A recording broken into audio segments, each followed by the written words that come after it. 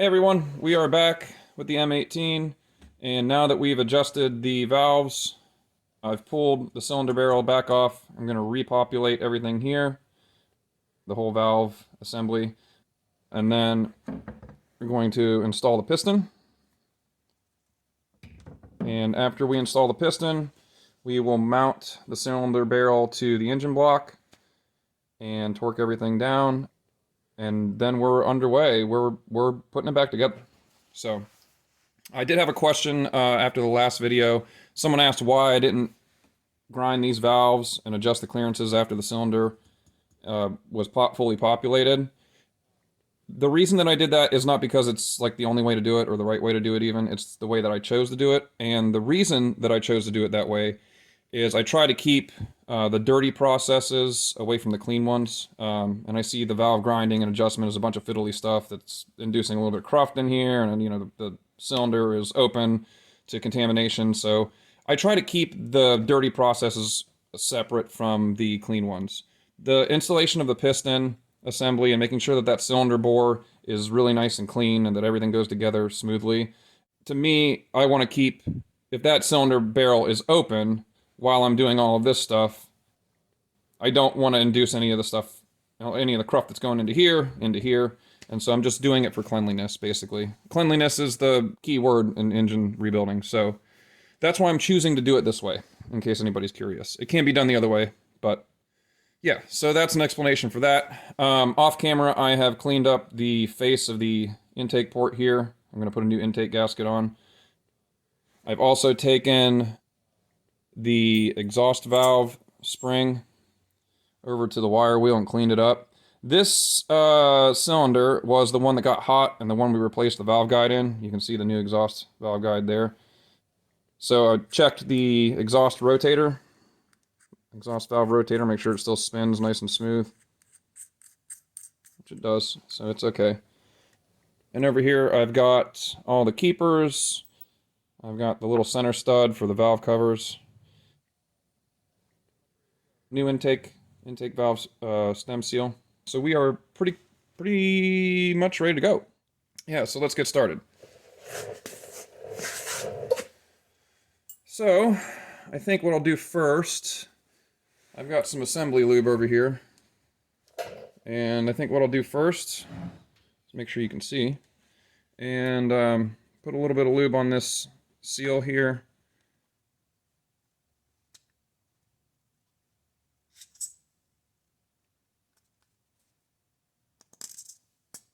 And install the intake seal.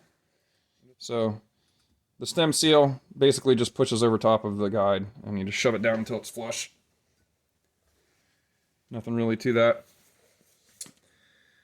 I think I'll probably do the exhaust next, because it's a little more difficult to get in, because the rotator assembly is a little bigger. So I'm going to lube up the valve stem, maybe. It's like, still like 30, 40 degrees in the shop. It's really cold out right now, so this stuff does not want to flow. There we go.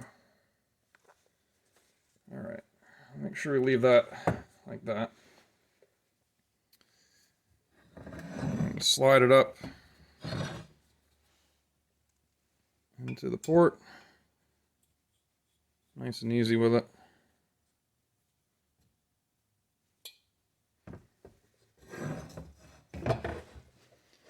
And now, there we are. Now we got a spring, so we throw the spring in. And these are a little tricky actually, because it's a little tight in there. Okay, I'm gonna flip it up like this so you can see a little better what's going on. It's kind of hard to get lighting down into that pocket. Okay, so I'm gonna pull the valve back a little bit and see if I can get this rotator in there. Come on.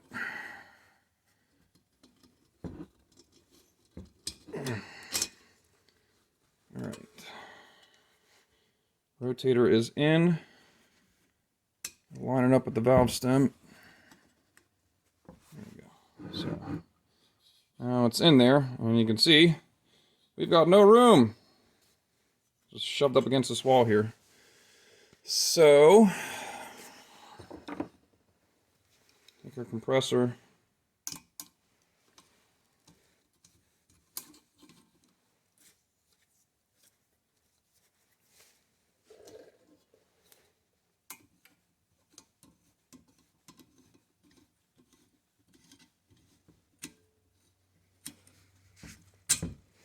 Go. Got it slid over the valve.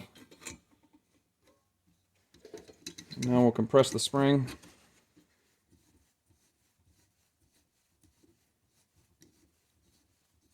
And then we get to do the fun part, which is getting those keepers on there. Okay, so now we're sliding right past the valve stem groove for the keepers. So that's far enough. We're gonna get those keepers to stay on here in two-piece keepers, these little dudes. So they want to go around the valve like that. So we got to get those around that valve and have them not fall off, and then we'll run the spring up into them. So I'm going to try a little bit of grease to hold them together. A little grease on the stem there. See it? And then the tricky part, getting your hands in there. This assembly is not the easiest to work with. All right. We got one in there, I think. Oh, it went too far. Come on. Get up there.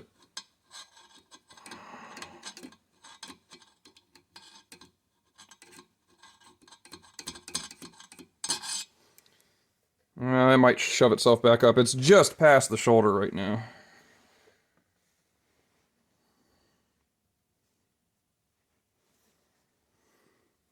This one's going to be a little trickier.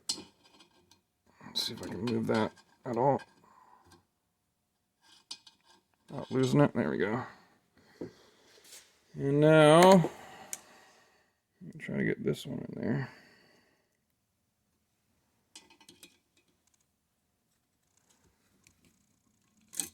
Oh boy. Yep. I figured that would happen. Get out there.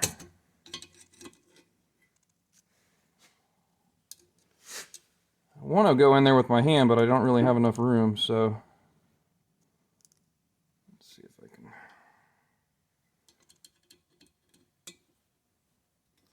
I think what I did, oh, I remember what I did on the other one. I brought a little screwdriver in from the hole in the end. Sorry about the hand in front of the camera. There's just really no way to show it without. Come on, get in there.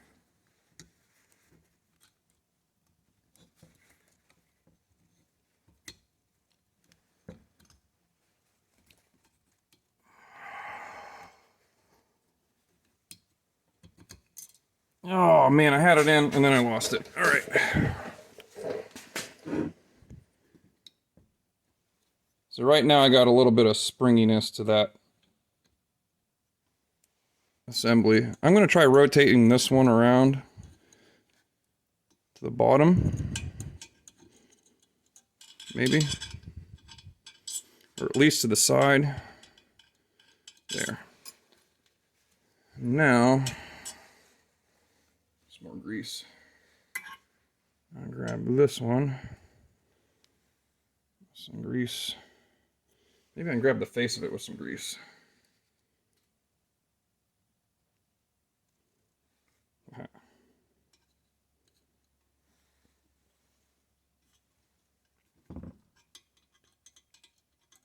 Ooh, maybe.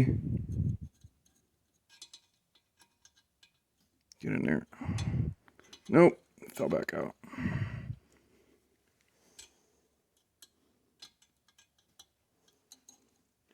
Okay. Bring it over here because it's really hard to see. I got both keepers in there, so I'm going to release the tension on this compressor. So you can see the one keeper over here is a little off. but it might right itself once the compressor pulls it up into the stem. Give it a little wiggle here, see if it'll. Alright. Alright. Oh. Yeah, it's a little fiddly. It's a little fiddly. Now we can look down from the top, and you can see they're both seated. And you got a little bit more of a gap on this side than that side. They're made with some clearance, so that gap doesn't have to be evened up or anything. We want to give it a little tap just to make sure it's not going to pop up out of there. Make sure the keepers are seated. Make sure it doesn't come flying out. Watch your eyeballs.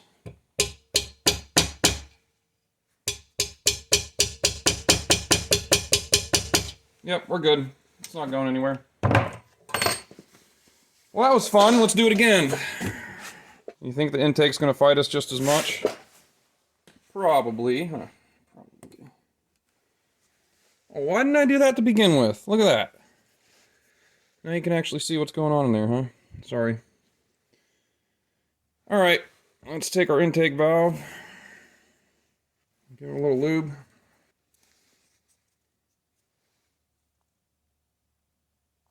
There we go, that's plenty. That's actually too much, but that's alright.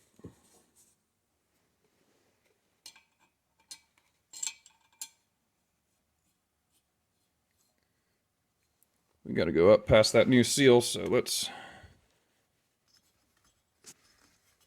I'm gonna try to hold the seal from popping out, so I get the valve to...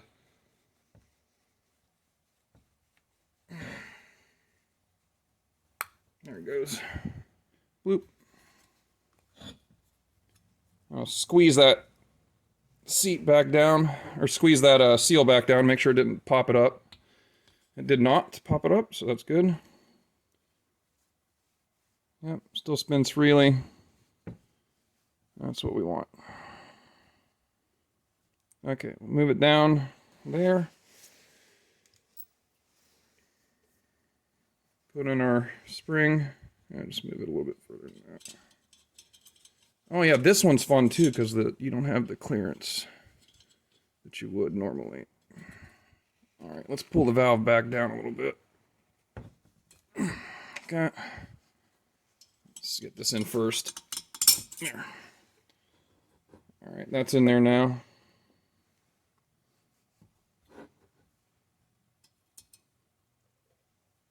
Now we can get the valve to come back up. And again, I'm going to hold that stem seal so it doesn't just pop out. Make sure it's seated. I'm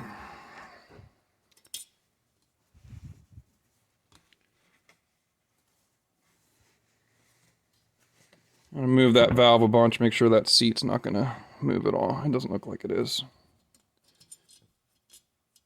I keep saying seat, I mean seal. You guys know what I mean.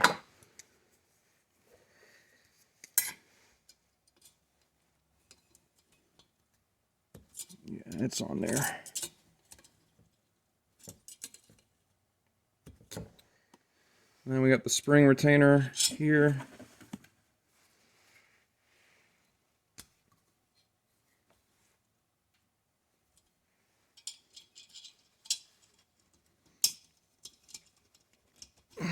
Come on, get in there.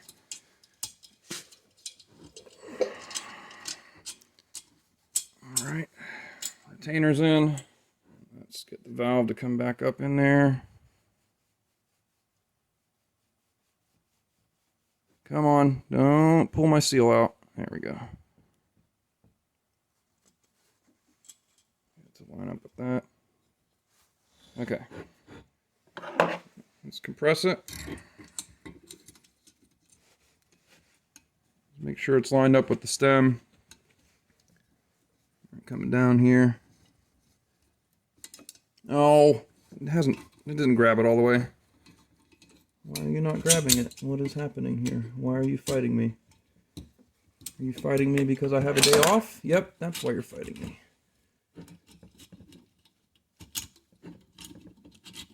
There we go. All right. Okay, now we've grabbed it. We're gonna move it down. And it's gonna be a pain.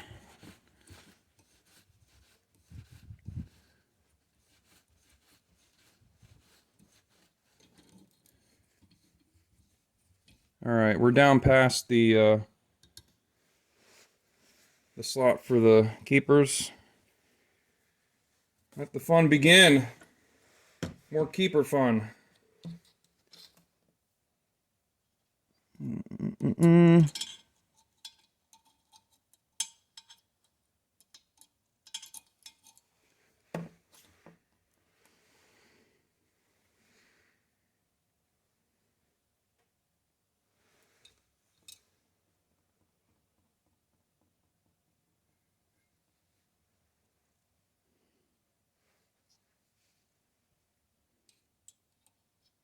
I got one in there. Kind of. Yep, that's close. It fell too far.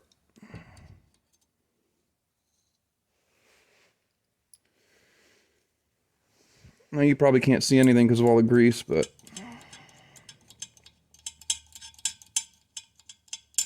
get in there.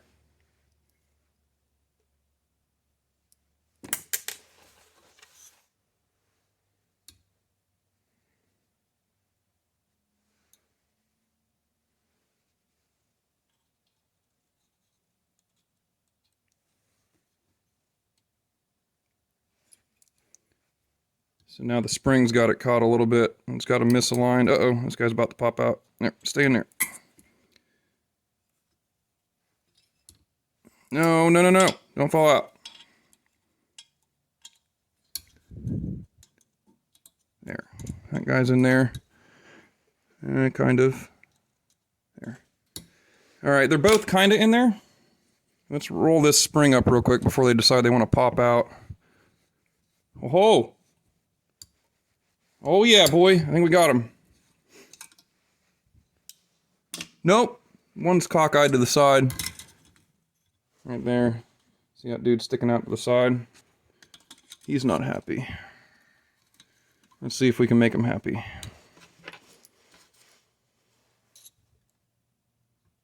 I'll just slowly put some pressure on him. See if we can get him to pop. Oh, heard him pop. I heard him pop. Come on now.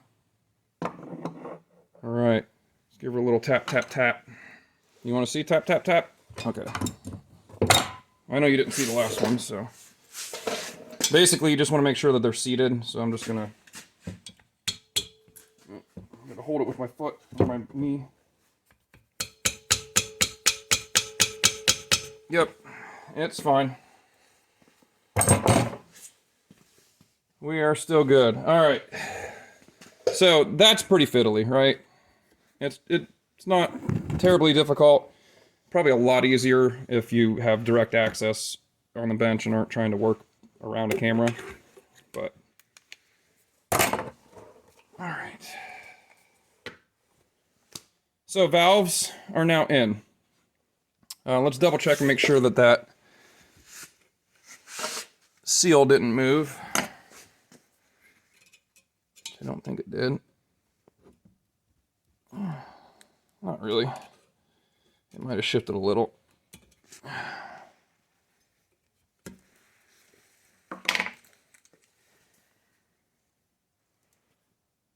Everything looks good. Not going anywhere. Okay. Now for the next fiddly bit. The part that most people like. It's the piston. It's time for the piston. I'm going to get you set up with a top-down view. Alright, let's figure out how we're going to get this bad boy to go in, huh? We got a ring compressor. I've already sized it to the cylinder. I did the other side, so. And we've got, I marked the pistons for which cylinder they belong to because of the ring gaps were a little bit different. And I measured the pistons when I brought them out, so They're both right at the edge of the spec, and they're in spec, but they're right at the edge. I'm going to make sure that my ring gaps are staggered. I don't have any overlaps. So, that one's there, that one's there, and then the oil ring. Oh yeah, I don't want it to be around that hole. There. Move that a little bit there. Okay. So the oil ring here, and then on the opposite side,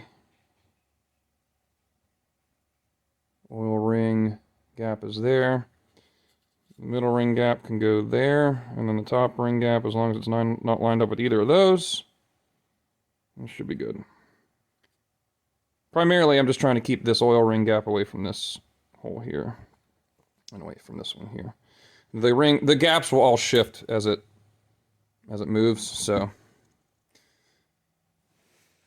first step is going to be to clean the crap out of this cylinder and clean the crap out of that piston. So, I'm going to grab a microfiber cloth, some brake clean.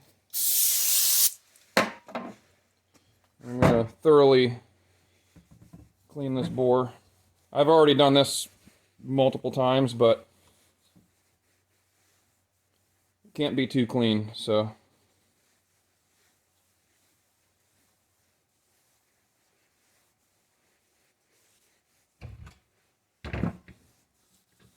There's really nothing even coming off the rag.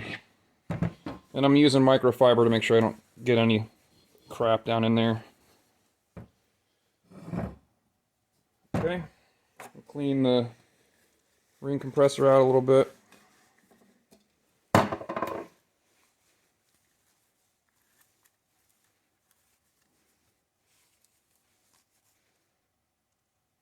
Nice and clean. No boogers. I'm sure there's no cruft. These, all these parts have been laying around for like 2 years. So, yeah. They've had 2 years of sitting around in the shop. Now you'll notice your pistons do have a marking. Fly means towards the flywheel side. And we'll get into that here in a minute. Alright, let's clear off the bench, make all the space we need to do this. Alright, we are ready to install the piston now. I've got the bore cleaned up. I'm going to lubricate the cylinder bore, especially at the top here where we're getting the rings to come past the edge.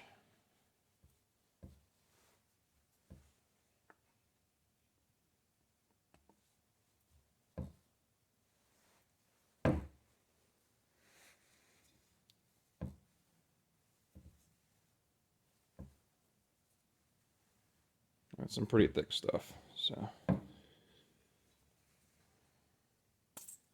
don't need a lot of it. And I am about done with this one here. Bust out a new one. There we go. That's going to be a little easier. I can actually squeeze that one now.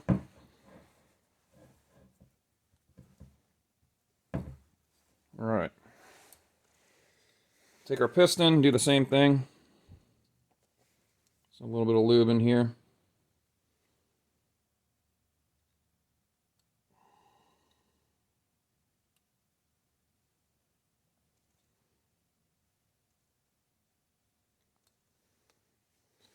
So it doesn't bind up.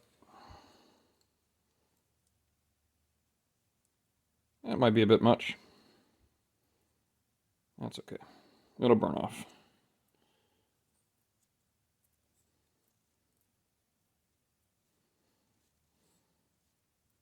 Okay. Now, if you look at the top of the piston, you'll see where it says fly. So that goes towards the flywheel. The easy way to think about where that goes on the mag, without even looking at the engine, is that the flywheel is opposite of the exhaust side of the cylinder. The flywheel's back here on this side. So we're going to make sure that arrow lines up over here instead of over here. I'll just slide it down in. Yeah, everything fits nice and smooth. So we're going to install the ring compressor. And I forgot my ratchet. Hold on a minute. We want to line up the ring compressor with the right past the oil rings there, just so that it gets right to the edge of the piston pin area. So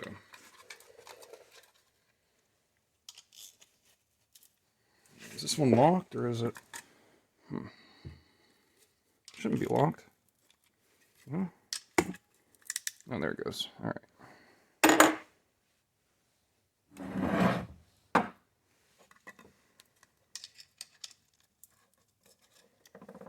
Go it upside down. Yeah. Yeah, and this one's got, you can see the little ridge at the bottom there. That's to prevent it from going in the cylinder. So it has a top and a bottom. There's a couple little dimples right there so that when you rest it down on top of the cylinder, it doesn't want to go down in or gouge the face of that surface. So that goes down towards the piston.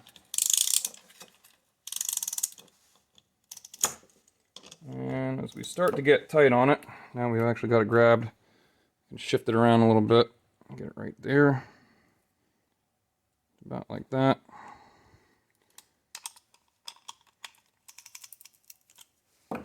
Okay.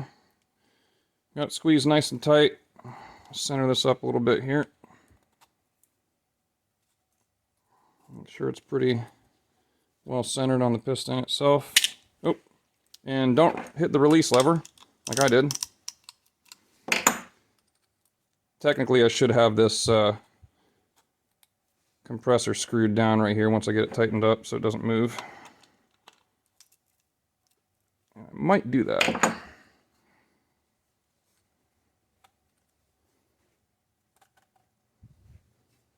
Okay, looking pretty good. So let's set it down here and see what it looks like.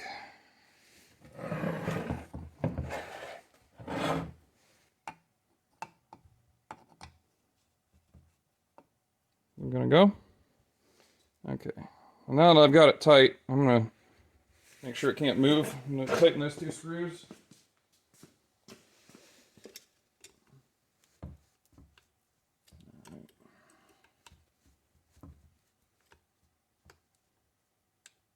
No, what are you doing? Don't move.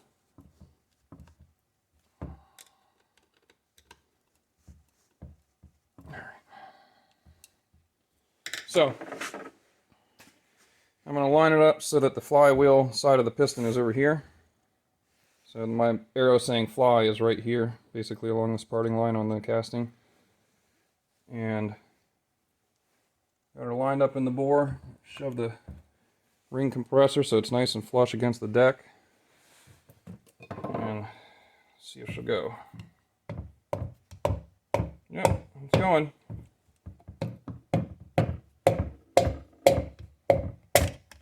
Boom. Ta-da! She's in.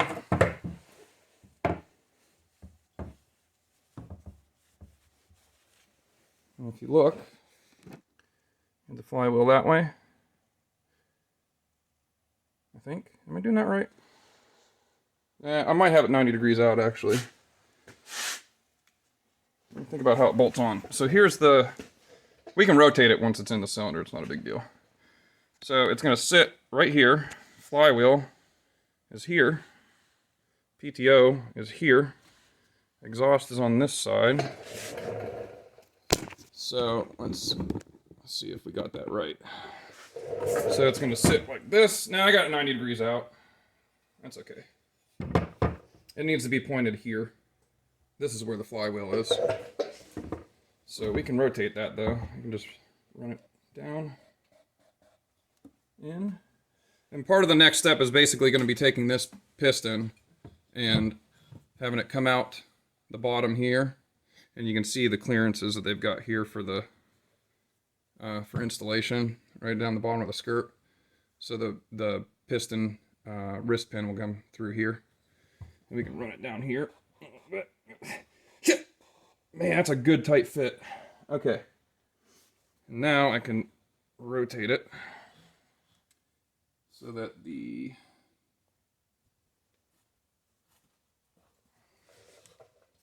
I'm going to rotate this so that it's perpendicular to the way I had it. That's close enough. Man, that's a good fit. And we'll look back down in there.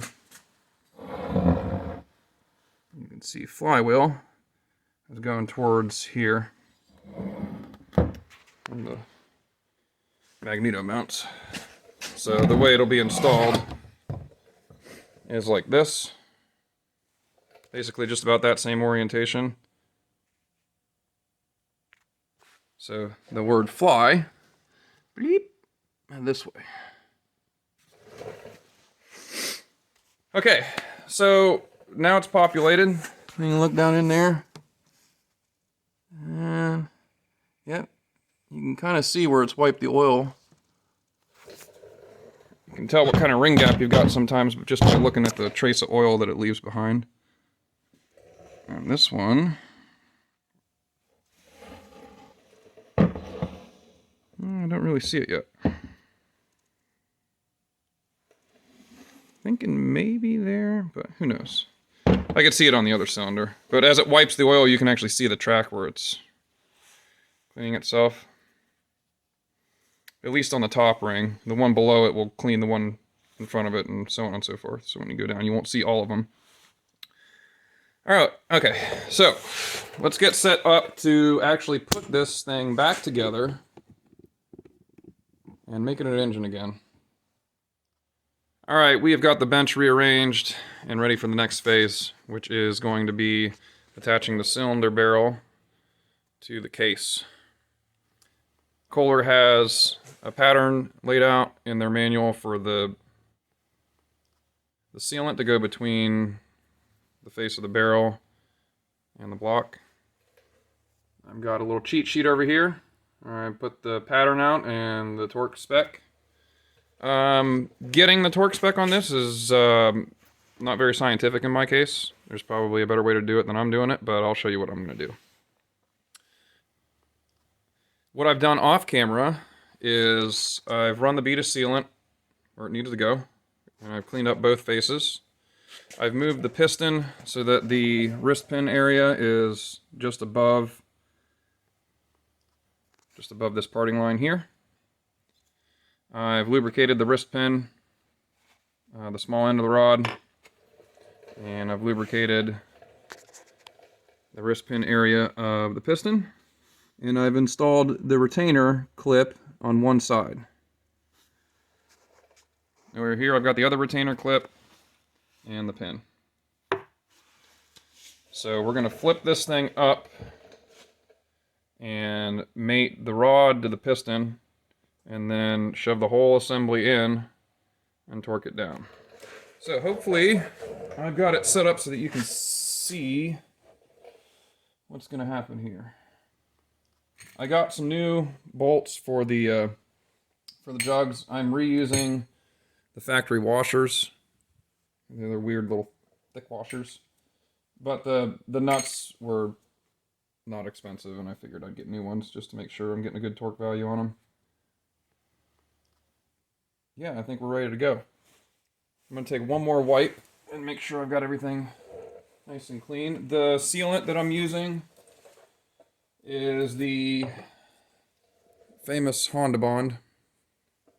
And it takes a while to cure. I've read the directions on it. It does take a while to cure.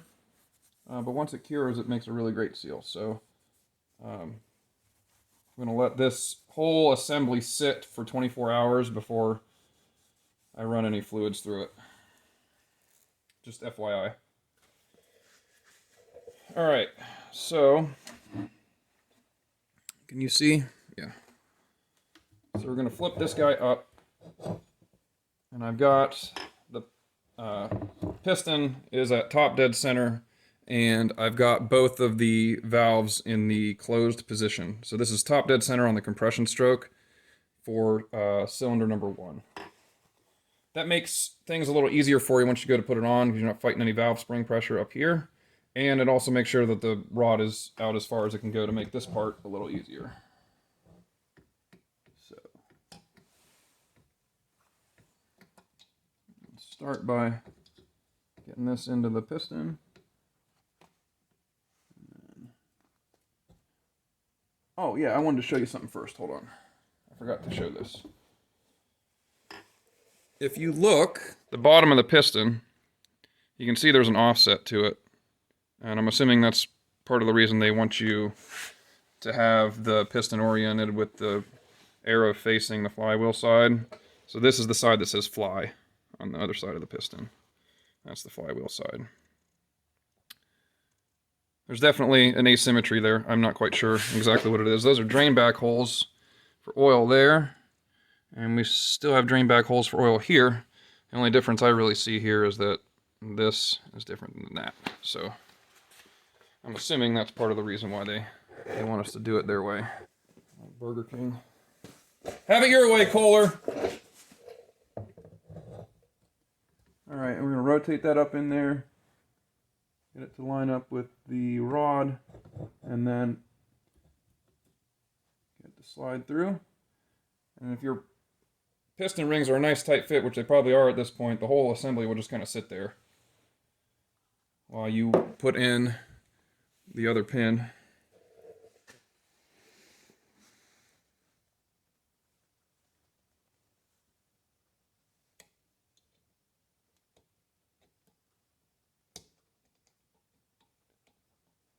All right.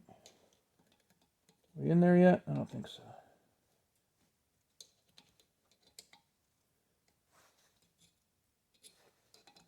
No, not yet. Here. The pin had to move a little bit. I saw it shift. Okay. There we go. So the retaining ring is in there.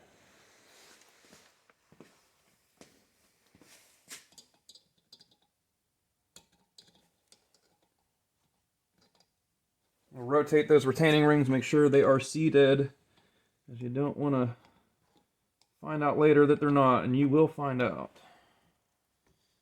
It won't be fun. Okay, now we're in there. Now we gotta hoist that big bad boy up in there. The crank's gonna want to move if your piston rings are nice and tight like this one is. So you just kind of try to fight the angle of it for a minute until it gets up into a workable position. Come on. There we go.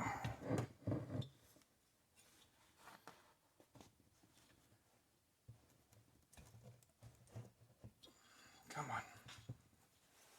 Come on, old girl. Come here.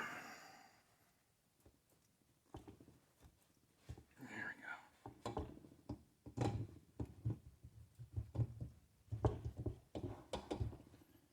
Come on.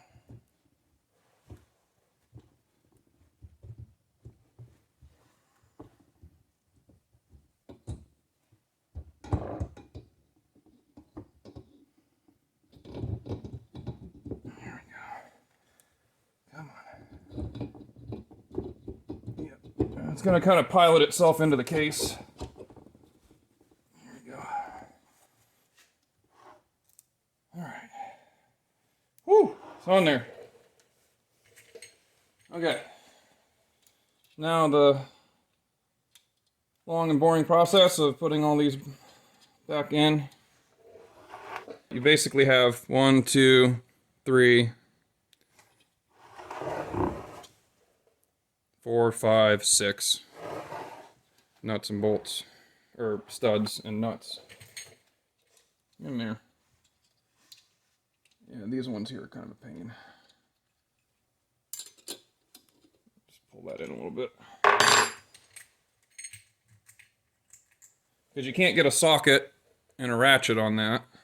Especially, I mean, you can get a small one here probably, but back here, good luck. And then down here, ain't happening. So, I'm sure there's some special tool for this, but come on. Come on. In there. Okay. Starting to see a little bit of that RTV come out the sides. Yeah, this side's fun too. Oh, why did I put that in there? I shouldn't have put that in there. I should have waited to put this in. I guess I can take it out. I put this in off camera too, the oil pressure sending unit. But I think I'm going to regret doing that, so I should probably pull that out. I can work around it right now, but once I go to torque that down, I'm not going to have any room there, so. Come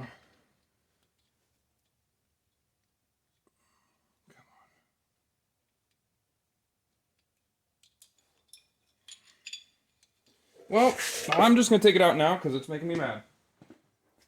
Yours won't have this little adapter, this right angle T. I'm going to be putting an oil pressure sending unit on this that's or an oil pressure gauge. So I've got this adapter in there. You won't have that. Yours will look like this. It'll probably have a little, just a hole for the sending unit itself. That's better. Still a pain, but better. Alright, I will come back once I've got these all started and I'm ready to torque them down. Okay, so we've got all the bolts in. And I got them snugged up by hand. So I'm going to go through the torque sequence. Right here. There's the sealant and then the torque sequence. We're in 200 inch-pounds. So the problem is I can't get a torque wrench in there. If I had a tiny little beam style one, like a, I don't know. I have a 1/4 inch beam wrench, but it only goes up to 80 inch-pounds, so it doesn't really help. So I've got an adapter, which is basically just a boxed-in wrench, 1/2 inch, and I welded an adapter to the end of it so that I can get my torque wrench into it and use it like a weird lever thing. I think if I used the torque value here, that the increased leverage between here and the fastener would just be excessive, I think. My brain is telling me that there's something wrong with this. So, and I went by feel and kind of checked on the opposite cylinder when I got to about halfway between the torque values that were expected and what I was actually seeing, because I always like to run things slowly up to their value instead of, you know, going straight to it. And, you know, when I got about halfway there, it felt nice and tight. Like, I just have enough experience with fasteners to kind of know what they feel like to an extent. So I think, I'll look at this, and this may be completely ass backwards, I don't know. And I'm not going to spend a bunch of time to try to figure out what the actual torque would be. This lever is about the same length as this lever. Right?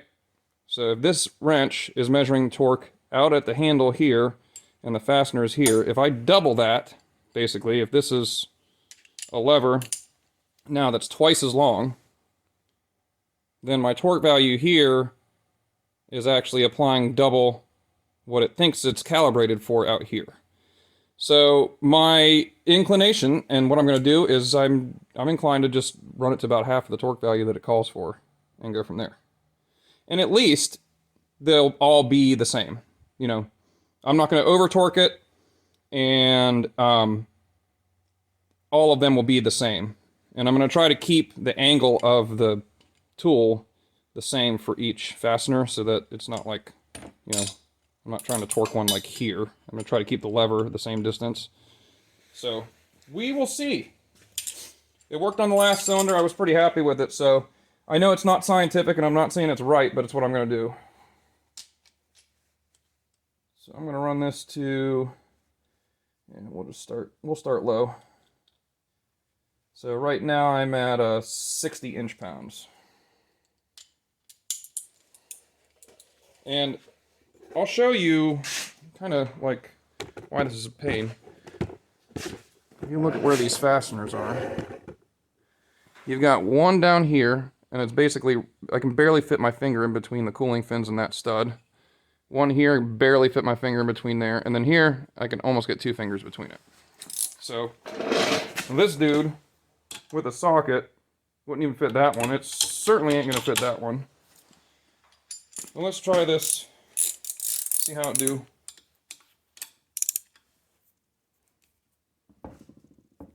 Oh, I'm starting on the wrong one. I'm gonna start down here.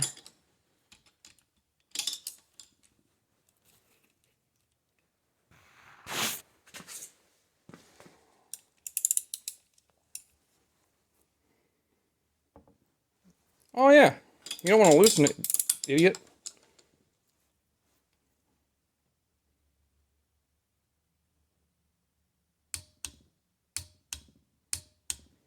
Okay, number 1. Now we go to number 2. I'm going to reorient it so it's about the same kind of lever over here.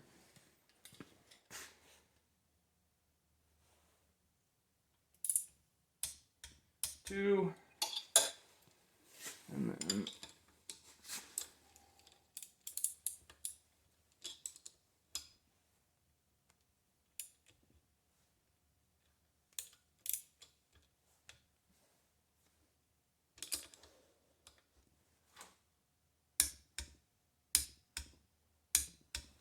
3. I'm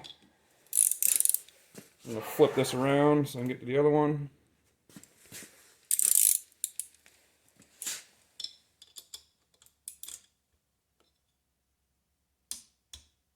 4.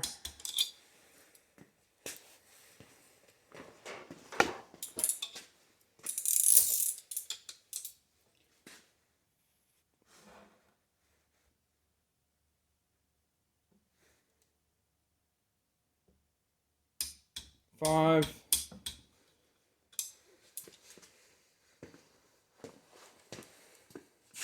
And 6.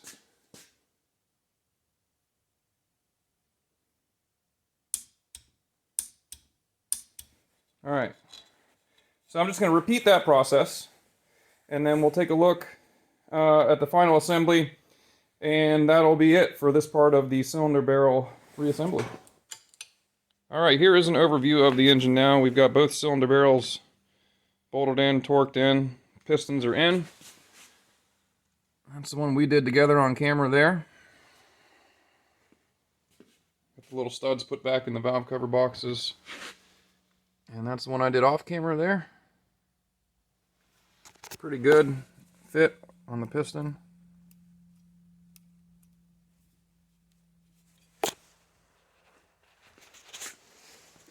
Good fit over here, not a lot of wiggle. Should be a pretty tight engine. So, yeah, I'm going to let this stuff cure for a day. And the next steps will be to get the valve covers all assembled and the breather system hooked up so that I'm not getting a bunch of cruft down in here while I'm working on it. Get the intake and the carb back on. And we'll set the governor. We'll talk about how to pin the governor shaft so that the governor shaft doesn't move. Then we'll put on the cylinder heads. We got one of them here, fresh out of the electrolysis, or the oh, that guy. Yeah. Fresh out of the old ultrasonic cleaner tank. So, that was my birthday present. So anyway, we'll get back on it, and we'll keep putting together the hard parts here until we get to the very end where we will put it on the stand and test it. So, it's coming back together, guys. Thanks for sticking around. We'll be back.